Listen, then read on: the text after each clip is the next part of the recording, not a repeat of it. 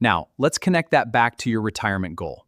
If you want to stop working in 10 years, you don't have the luxury of waiting decades for the tree to grow. You need to water it heavily. Plant as many seeds as possible, and make sure the soil is rich. In money terms, that means you need to invest more aggressively, choose the right vehicles, and understand the effect of inflation and taxes. Here is where many videos stop. They give you a neat chart with numbers growing at 7% or 10% and tell you everything will be fine. But that's not reality.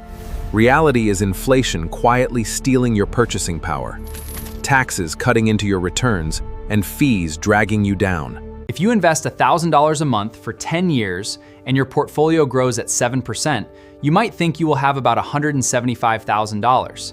That sounds exciting.